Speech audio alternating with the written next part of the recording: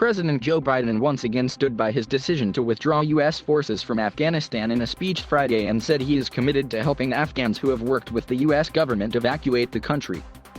Those Afghans who have worked alongside us, served alongside of us, gone into combat with us, and provided invaluable assistance to us, such as translators and interpreters. The United States stands by its commitment that we made to these people, and it includes other vulnerable Afghans, such as women leaders and journalists, he said at the White House.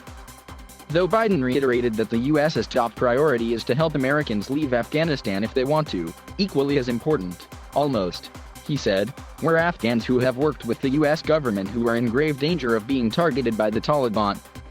They went into battle with us. They were part of the operation, Biden said, adding that his administration is also helping non-governmental organizations, journalists, and women leaders who want to evacuate. The president this week has intensely defended his decision to withdraw U.S. forces from Afghanistan. In a speech on Monday, he said he did not want to pass the 20-year war on to a fifth U.S. president and effectively blamed Afghanistan's leaders for folding so quickly to the Taliban. Biden said again on Friday that it would have been difficult to withdraw U.S. troops from the country at any point during the last 20 years. There's no way in which you'd be able to leave Afghanistan without there being some of what you're seeing now, he said. But Biden and his administration have skated around questions on why evacuations from the country have been so chaotic, and why the U.S. was seemingly unprepared for a fast Taliban takeover that would put thousands of Afghans who have worked with Americans at extreme risk. As recently as July, Biden had insisted that a Taliban takeover of the country was not inevitable after a U.S. withdrawal and that the Afghan army was as well equipped as any army in the world. But there were direct warnings that same month that the U.S.-backed government could quickly fall.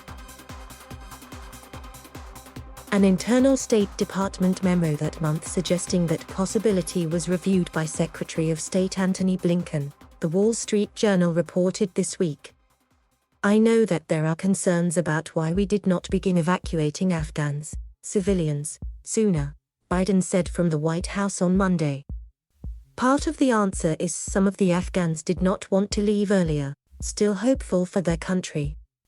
He did not offer any examples, against a backdrop of thousands of Afghans crowding, and in some instances dying, at Kabul's airport. In his speech Friday, Biden suggested that his withdrawal plan did not account for the total demise of the Afghan National Force.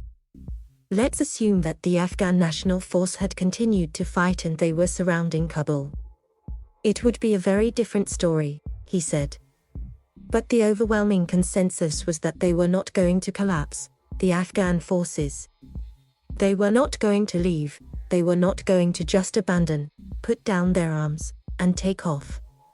The U.S. has evacuated approximately 18,000 people since July and roughly 13,000 people since the U.S. military lift began on August 14, Biden said.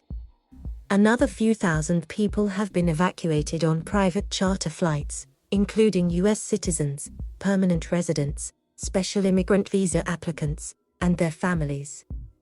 On Thursday alone, the U.S. had moved out 5,700 evacuees.